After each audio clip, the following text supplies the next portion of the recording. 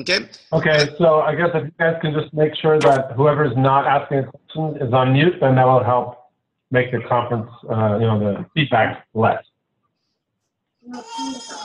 Can you repeat what you just said? I didn't hear you.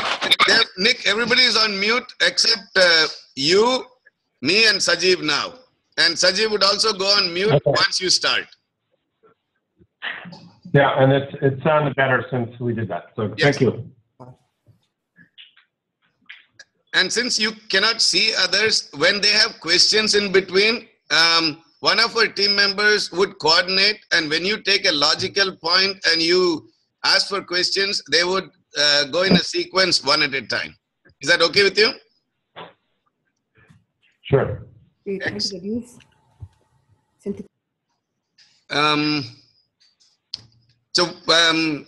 I would like one of our team members to introduce about the team. So, Shalu, could you introduce the team?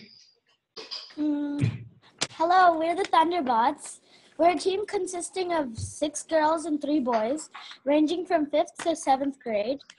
We've been participating in FLL, which is First Lego League, for past 3 years, and we qualified for finals last year, so we're excited to go on this year. Cool. Nik, I'll hand over the session to you. It's yours. Okay, I'm not sure Sajid explained to me what you guys are talking about, but what would you like me to discuss? They have seen your video, first of all, the story of stuff that you had sent. Right. And their project for this year's challenge is to deal with trash. I had sent some project documents. Let me just briefly say what their project is. The topic given for the worldwide challenge is to pick any trash and find ways to reduce it and find ways to recycle the trash. That's their topic. And so they brainstormed for the last 2 weeks, picking different trash items and seeing what is the current status. And finally, they have narrowed down to packaging materials like styrofoam and plastic bubble stuff that goes inside a box when it's being shipped. And they're trying to see if they can find an innovative way to use biodegradable packaging material. That's what they are. Okay, so you just want me to share what I know about that topic. If anything to deal with trash and anything you have is fine. Any knowledge that you have from your experience, you can discuss with them. They would be benefited. Okay, well, the first thing to know, the most important thing about dealing with trash is to make sure that you have a pure waste stream. So that means that any material that you want to recycle has to be made of one item, one type of material, or it has to be easily separatable into individual components. I'll give you an example. If you've got a number 2 plastic container or a grocery bag that's all made of the same plastic, or you've got a can that's made of aluminum, all those objects basically are made of one material only, so recycling them is quite easy. The exception being that plastics are usually recycled by heating them till they become soft. And so if your plastic has a whole bunch of junk on it, like a tray that's filled with mac and cheese, then the mac and cheese won't burn off when you try to melt that plastic, and it will mess up your ability to turn the plastic into new plastic. So ideally this is why metals are easy for recycling. You can basically, you've got an object that's made of one material, you heat it up in an oven, and it gets really hot before metal melts. And while it gets hot, all those other junky items just burn right off, and you're left with just the pure metal. In some countries like Brazil, aluminum is recycled at a rate almost 100%. And that's partly because aluminum is easy to recycle, and partly because they have a program there where the poor collect aluminum bottles and get to turn them in for money. And as you can imagine, in a country that has a lot of poor people, there's a big incentive for them to collect every last can that's tossed. So let's look at the other example where you have a material that's not made of just one component. You probably all are familiar with juice packs, kind of the rectangular juice box. Or you may have seen Capri Suns, or I forget what they're called now, Honest beverages. They come in these little metallic bags. And they make ones for babies that have a little screw top. They're super convenient, but they're also an environmental nightmare because they're made of a plastic coating on top. There's an aluminum layer in there, and a variety of different substances that are all incorporated. So at the end of their life, all these juice packs and juice bags cannot be separated easily because you can't just pull the aluminum apart from the plastic. So they all end up in the trash. In a few countries, you can kind of shred them and use them to make some other kind of material, but in general, they're not recycled.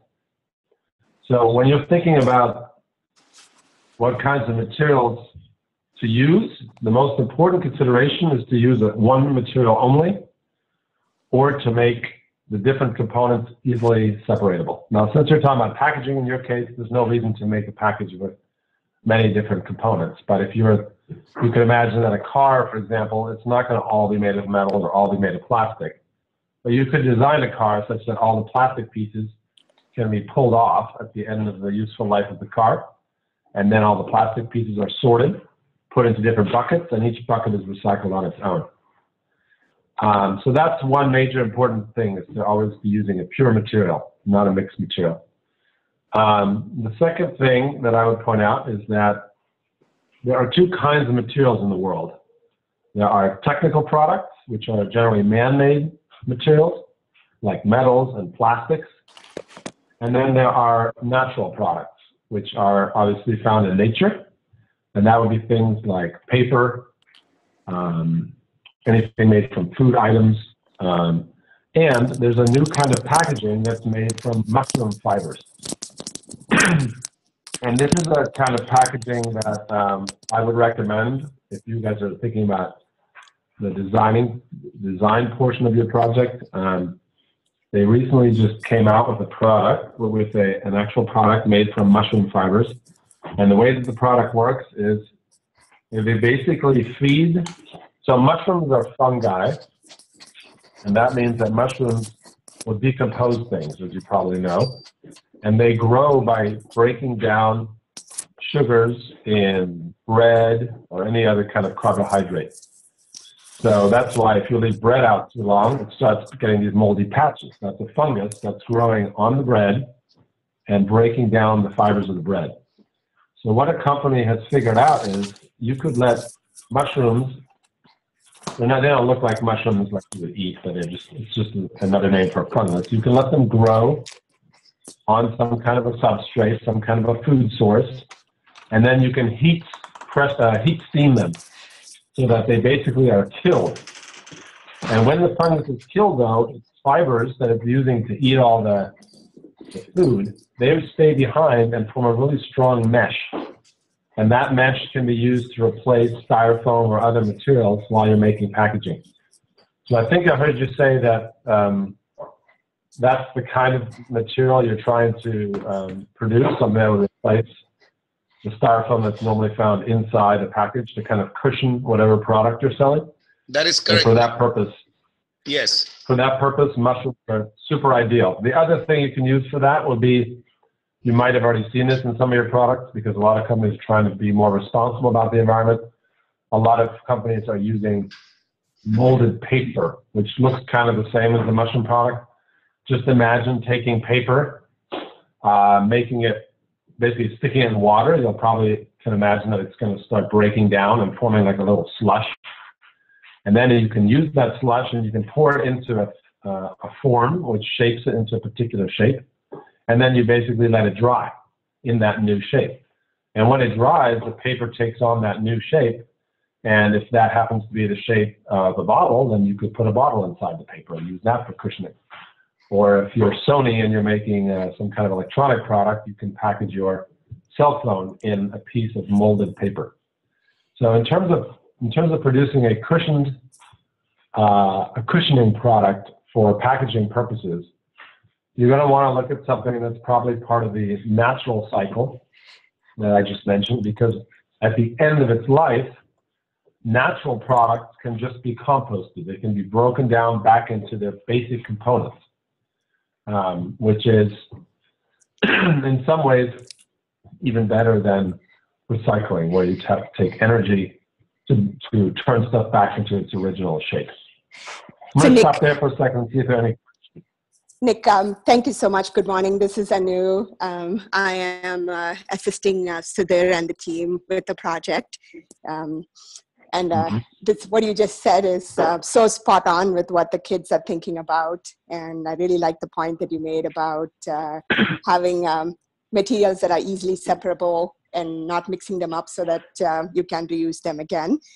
One of the lines along which the kids are thinking about, along the same lines that you of the mushroom packaging, is using leaves, grass clippings as the base product to make your slushy, so you can actually then use that to put into forms and do your packaging. So, and again, this is very preliminary. They need to think about what the material science behind it is in taking leaves and then making that actually into something. So any thoughts you have around that would be great. Yeah, so I think I heard you say weeds, W-E-E-D, like the stuff that grows in the garden. Is that correct?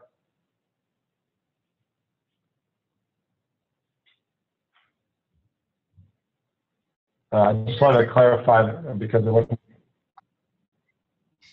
Sorry, Nik, any leaves, so anything, leaves from the trees, grass clippings, okay. Anything. Okay. Yeah. Well, basically, that would be going, one step further than using. Usually the paperboard that I was talking about is made probably from recycled fibers of some kind. So there's the benefit that it composts easily at the end of its life, but it also is made of a product that we're trying to get rid of anyway.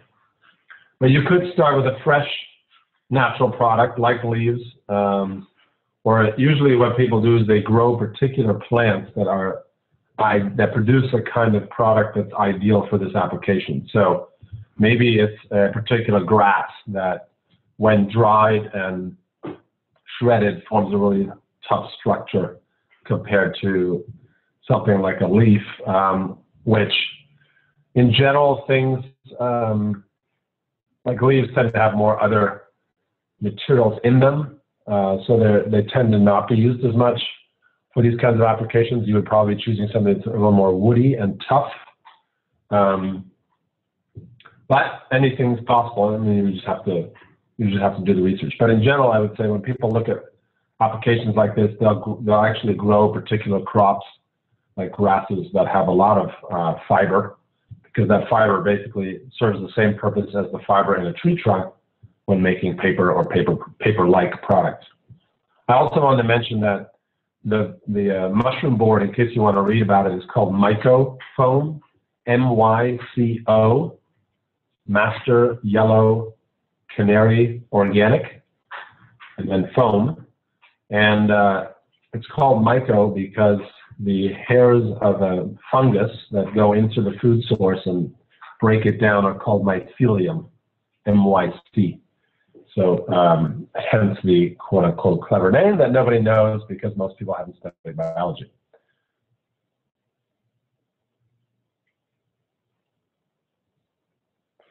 And I just saw, because I'm just browsing the internet, it says that mushroom-based packaging uses 98% less energy than styrofoam.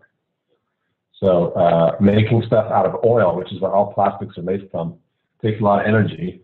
And even recycling materials takes energy because usually you have to break them down before you can build them up again.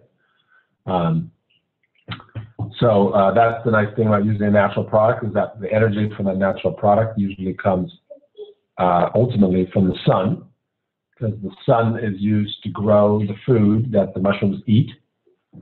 And then the mushrooms get their energy from that food. So the only energy that's required on the part of the people making this product is harvesting the crops and seeding them with mushroom spores.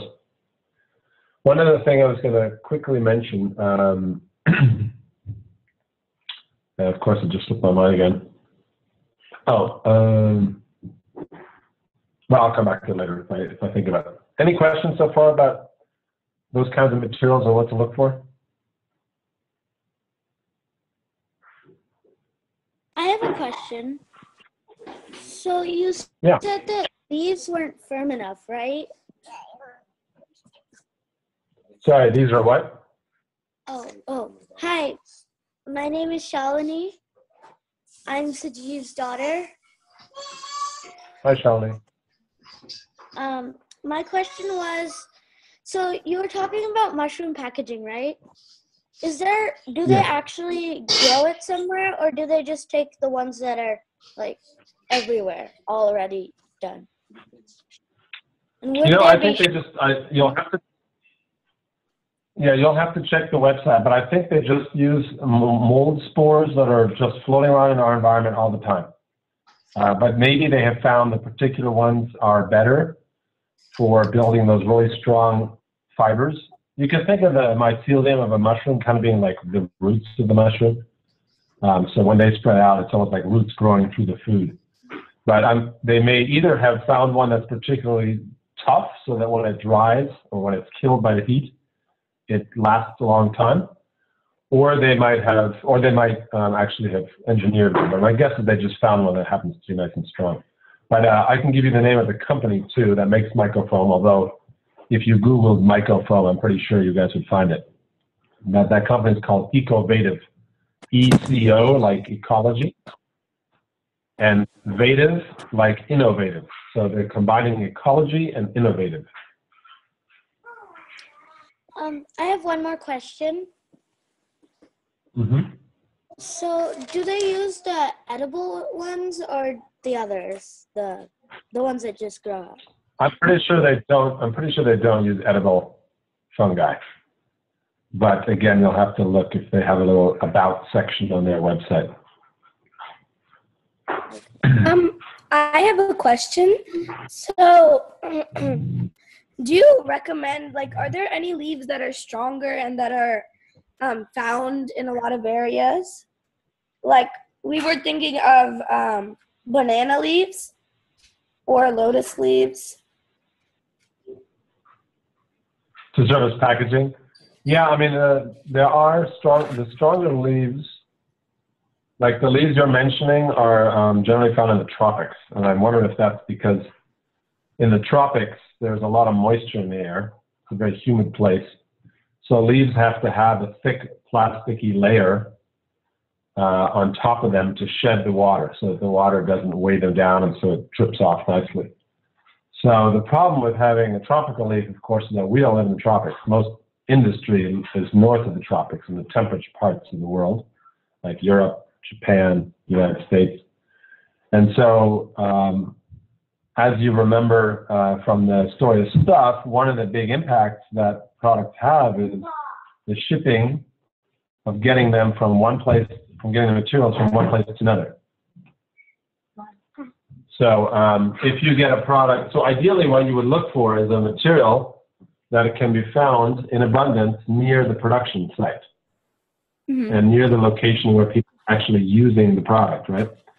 Now, having said that, and I know I'm getting pretty complicated here, nothing is super simple. Everything has an impact. So you have to kind of look at the entire life cycle of a product to know what's the most important. It could be that if something is really energy efficient to make, and it happens to be made in Brazil, that it could still be overall the best environmental product if whatever you made locally took more energy to make. So you have to balance all parts of the life cycle of a product, the production, the transportation. Das kannst du gleich machen. You have to balance all the different parts of the life cycle. So that was a long-winded way of saying there's no clear-cut answer, but the leaves that you just mentioned tend to not be around here, which is probably why people in the United States working on this tend to be looking more for grasses and things that might grow on the plains or that are readily, that are happy in temperate climates. Excellent point, Nick. And team, if you could mute your lines if you're not talking, I hear some kids in the background. No, that was probably my son. Sorry, Nick. Nick, you don't mute yourself. Nick, I have one before, no, sorry to interrupt. Nick, I have put this for recording. I should have asked you first. This is for kids who may step out for some other activities. Is that okay, record? And it won't be shared public? Okay. Thank you, Nick. Anu, Nick, can you share with the kids some more about what you're doing in your role with the schools for sustainable products? Yeah, so I'm the sustainability director for the San Francisco School District. And what I work on 3 different things. The first thing I do is try to reduce our waste stream. So I'm thinking about the same kinds of things you guys are thinking about. What kinds of products we use to serve our food, how we collect waste so that we separate the recyclables and the compostables and then try to minimize the amount going to the landfill. The second area I work on is transportation, trying to get our students to get out of their cars when they get to school. So that means finding ways to build community around walking to school, biking, making it easier to take transit, and helping people to form carpools.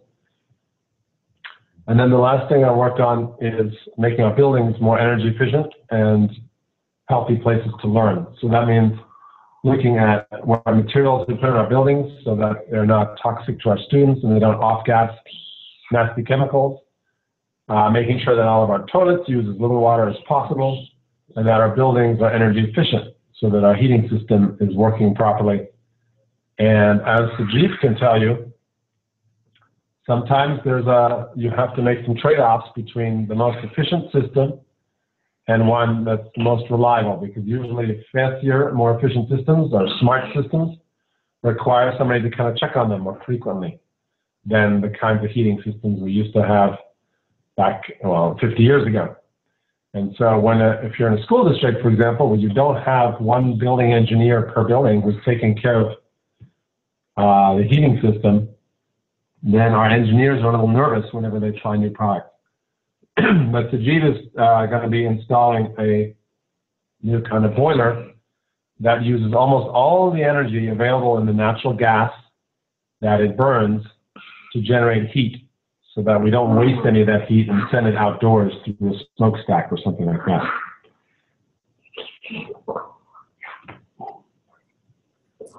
So those are kind of the 3 things that I work on. There's always little projects here and there, like we're putting in water bottle filling stations in our schools so kids can bring their own water bottles instead of buying plastic water bottles. We are putting, let's see, another little mini project. We're working with the city to expand the number of students that can get access to free transit passes. We're redesigning our standards so that all the architects use the right kinds of products. So there's all kinds of little things that go on, but those are the 3 big areas that I try to make some change at the school district. And of course, one of the important things is to not just change things behind the scenes, but to actually work with the users, in other words, the students and the staff at a site, to get them to be more environmentally conscious. So what we do is we basically encourage schools to reduce their energy and their water usage by giving them money whenever they save money. So if a school saves $1,000 because they've been more efficient flushing toilets and turning lights off and all that kind of stuff, then their utility bill will be less. They will pay less money for energy and water. That money will be saved by the school district because we pay all the bills. And then we will give half of that money back to the school to say thank you for reducing your usage.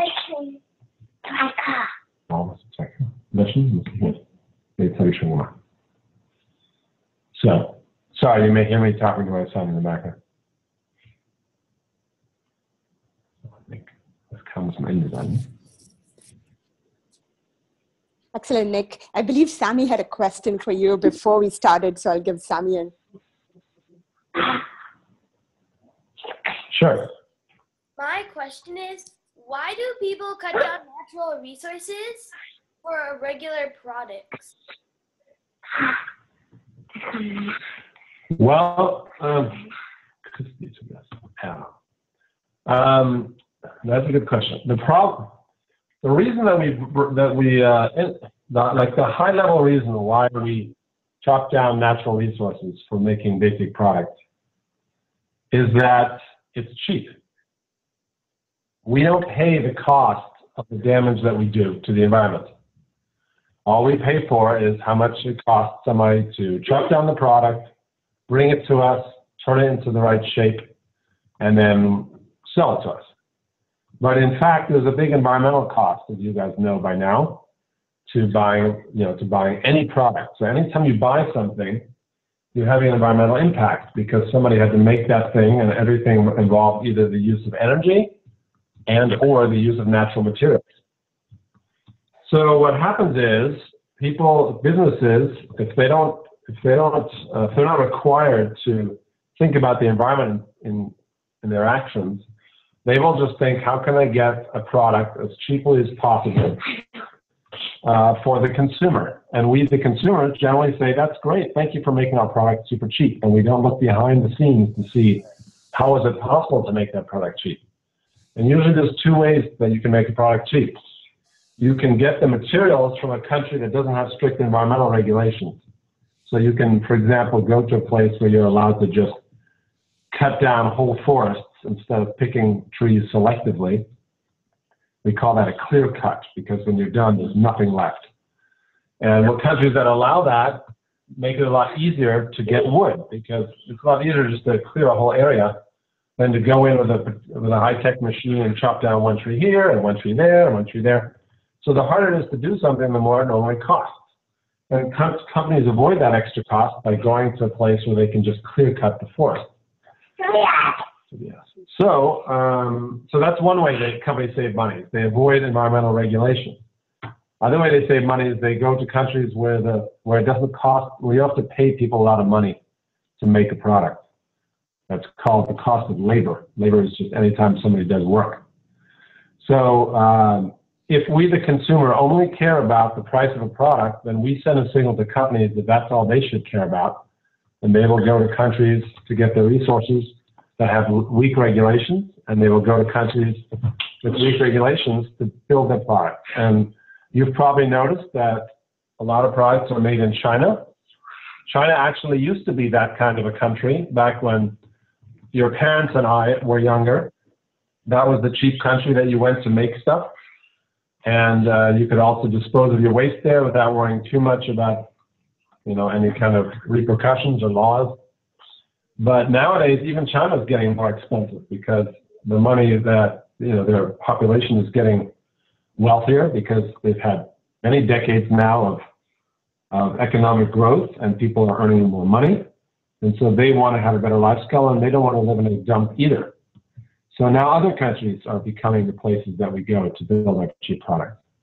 So the bottom line is that you get what you paid for. And the only way to really change company behavior is for governments to say, when you pollute or when you use natural resources, you need to pay for that cost to society. And how you do that is kind of tricky. I can give you one quick example from Europe. In Europe, in many countries, not all of them, you pay an energy tax on top of just the cost of electricity. It's usually called an eco-tax. And it's basically an acknowledgement that when we generate power, we pollute the environment because we're burning coal or gas or something like that. So electricity is artificially higher in Germany than it would otherwise be because the government is making it higher. And that, of course, encourages people to use less of it. So the eco tax is having an impact on consumers. Now, some say it's a negative impact because if you don't have a lot of money, you don't want to be paying it for electricity. Others say it's a positive impact because it means we're more aware of how much we pay. For example, I think in Germany, the price of power is like 5 times the power rate, 5 times the cost here, something ridiculous. Same with gasoline in Europe. It's artificially high. Here you might pay $3 a gallon. In Europe, you might pay $8 to $10 a gallon. So that encourages people to choose different products and to use less gas. So they buy more efficient cars in countries like that. So that's a tough sell, though, because you're basically asking people to tax themselves because they care about the environment, and some people don't. So they say, if I can get the product for cheap, I don't care what damage it does to the environment around me. So that's a very long-winded and somewhat philosophical answer. But those are kind of the two components that make companies behave irresponsibly when it comes to nature.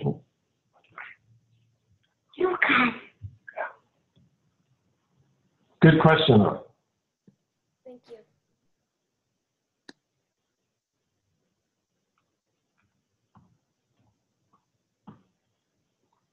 Other topics you want me to cover, or other questions you have? I have a question. All right. In the video, it says the government tries to get people to have all like cheaper stuff, and they make people buy more. Why do they want people to buy more and more things? Like, what is their goal? How does that affect them? Right. So government plays many important roles. Protecting the environment is one, but the other thing that government tries to do is make sure that people have jobs. And one way to encourage jobs is to increase the amount of goods that we buy on a yearly basis. Because if you're constantly replacing your iPhone for a new iPhone, somebody's got to make that iPhone, right? That's Apple. Apple has to hire people to make that iPhone, so people get jobs. So there's a belief that among many people that if you want to improve the number of jobs and get people off the streets, what you need to do is basically build as many products as possible. And obviously that has massive repercussions on the environment, as you saw in the video. So the question that many people ask is, well, great, so you want to protect the environment, but what impact will that have on jobs? Are you saying that nobody should buy anything anymore? And to some extent, I think an environmentalist would say, we do want you to buy less stuff and to buy higher quality stuff that has been made by people with decent wages, not by low-wage countries. But the real answer, but then the next question is, well, if you do that, how are those people going to have jobs if nobody's buying as much stuff? And the answer is that we need to focus on building more of a service economy and less of a product economy. So when you go and get a haircut, somebody's being paid to cut your hair. But you're not coming out of that experience by having a new toy or a new gizmo that you get to play with. You're just coming out of it with a haircut. So in a similar way, instead of making a new copy machine every time we need a new copier, what if we could just refurbish or upgrade the one that already existed? In fact, that's what happens nowadays. The company Xerox makes copy machines, and they don't sell them to you anymore. They lease them to you, which is like renting it to you.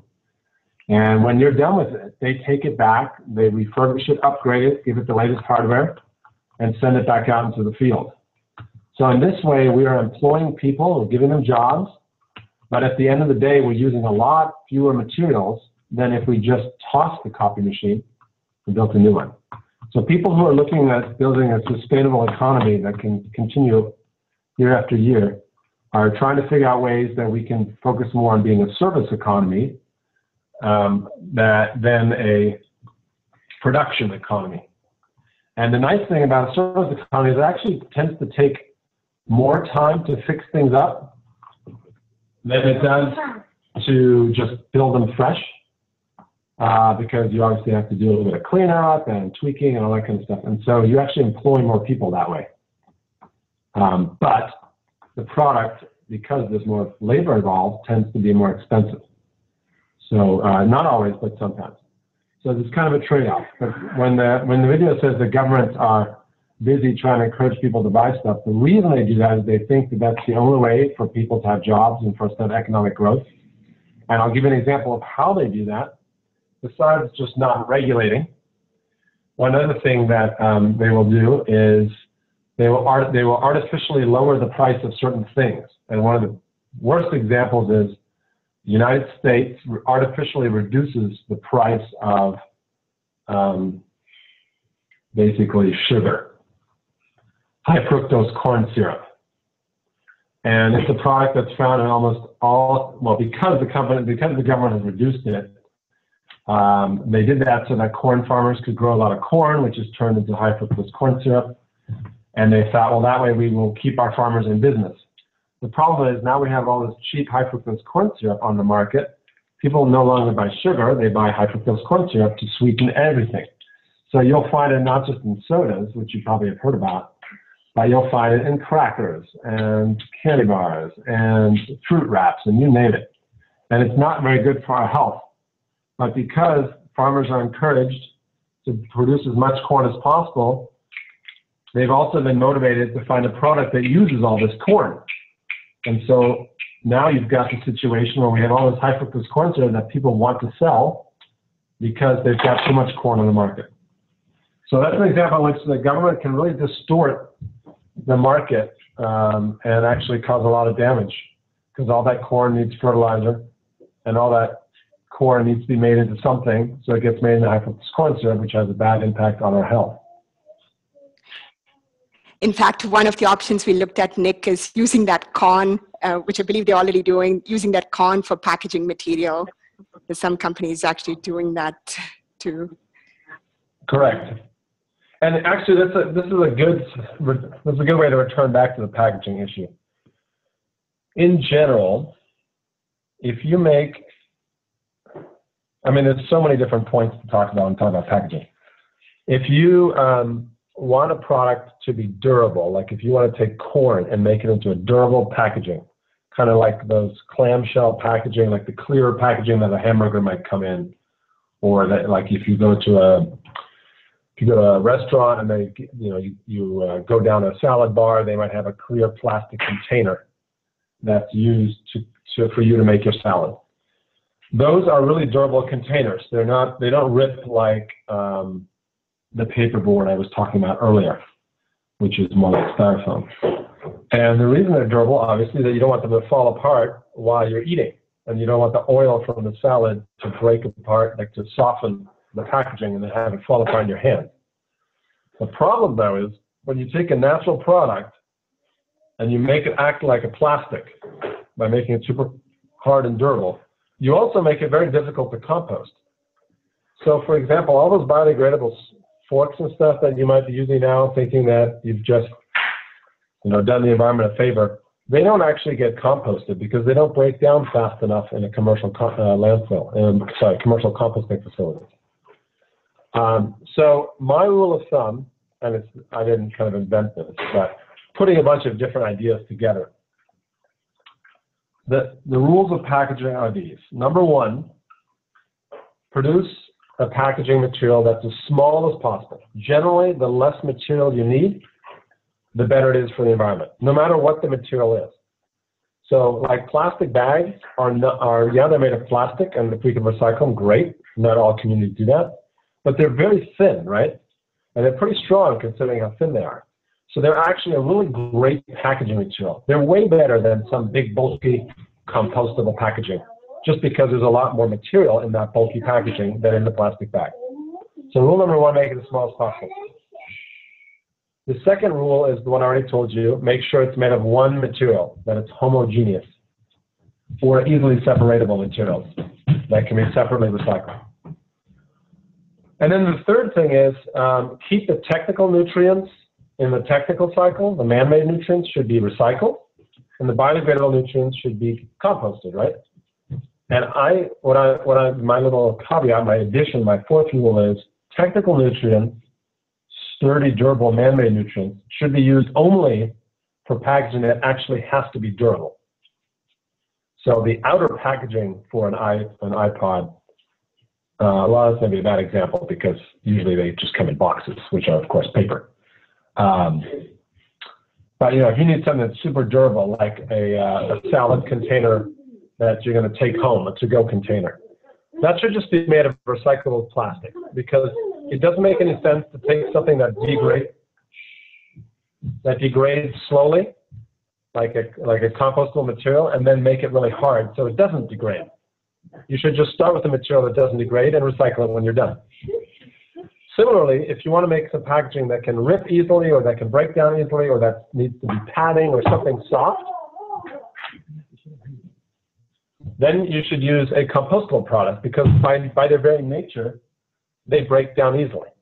Just think of paper, think of straw, think of all those kind of soft natural materials. So I think those 4 rules are kind of a good way to frame the conversation around packaging, and as you guys either decide what you want to choose or justify what you chose. Those are some of the reasons you can give for why you chose a particular material. Think about what you're using it for, and then think about the qualities of the material and which one is best suited for that application.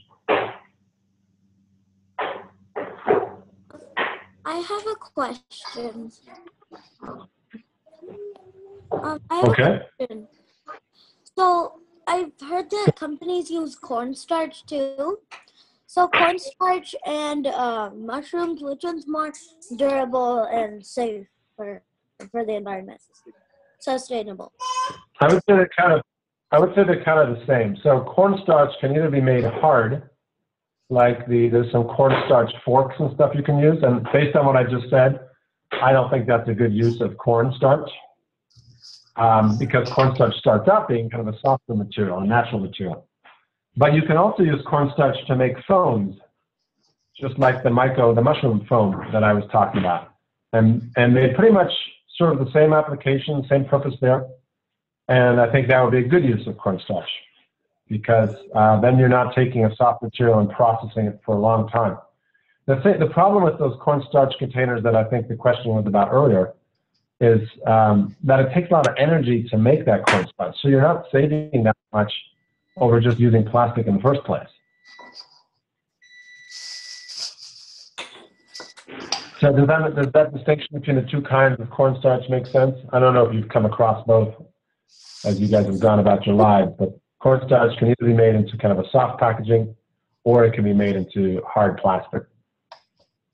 And that's where, Nick, they're going to proceed next, is to go and see if they can meet and physically see these products in action, or try to do some experiment at their home. So just here's no, go ahead. Let me just give you a good context. There's a company in Palo Alto called World Centric. And they used to be this really tiny shop operating out of a garage back when biodegradable packaging was first becoming of interest to people. And they are a socially responsible company. And I'm sure they could be a really useful partner, even in just like getting you different kinds of packaging so you can compare them side by side. They're now big in the sense that they're sold at Whole Foods and other places like that. But they used to be this tiny little mom and pop's operation. It was probably younger people, but still. So go give them look them up, World Centric, and just say what you're doing this project and you wanted to talk to a company that can show them different products. Or if that's too much trouble, obviously you can just buy a bunch of things from the store, but they might have some good insight about how hard or easy it is to make certain kinds of products and what the trade-offs are that I won't know because I'm not in the manufacturing business. Understood.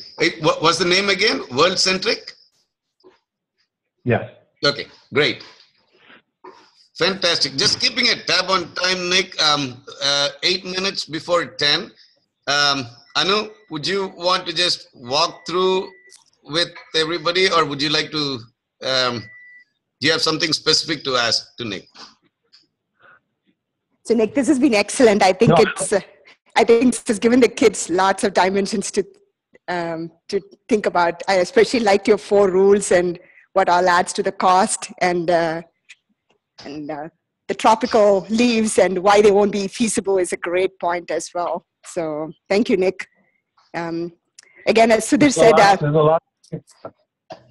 we're looking for more contacts because the kids need to understand the entire process of what does it take to create a material and make it cost effective. So we'll reach out to World Centric, and anybody else you can think of, let us know. And we'll. Nick, also the other thing I would say that no, go ahead, Nick. Sorry. A tour of the recycling facility would be interesting, and maybe if based on what you're doing, even more interesting would be a tour of the composting facility in the Central Valley. It's not really in the Central Valley. It's kind of like in farther East Bay. So Gee, if you're interested in you guys all going on a field trip, I can try to dig up those contacts at work. And yeah, you can see if that's something that's worth doing. Sure, Nick. I will. I'll for sure let you know which weekends we can coordinate and see when most kits are available, and I'll let you know a couple of dates and timings. Nick, one more thing is the competition is in second week of November, and maybe a week or 2 before that, the kids would have finished their research and come up with an innovative solution and put it all together. Is that okay if they can share their research with you and get your feedback later on? Will that be enough time to incorporate changes 2 weeks prior? If so, sure. And even if not, because at least they'll have to present it to a point where they should have shared with professionals. And I can think of anybody better than you to help the kids. And if they qualify the second round goes to January. So which means they reach a point, and when they qualify, they pursue that, and it'll continue. So there is a long time, and since they're in 3rd year, they would have more time after November to pursue this too. But November, I'm hoping to see the kids put together a preliminary thing, not an implementable solution, but at least in theory, based on what inputs they gather. Okay. Anu, do you have any questions, or we can wrap the meeting? I think this is excellent. We can wrap. Nick, I'll get your email from Sajeev and Sudhir, and we'll keep you posted with the updates as the kids make progress. Okay, sounds good. Good luck, guys. Thanks, Nick. They're all on mute. Guys, can you unmute? And what do you like to say to Mr. Nick? Thank you. Thank you. Thank you. Hey, Nick, thank you so much for taking the time.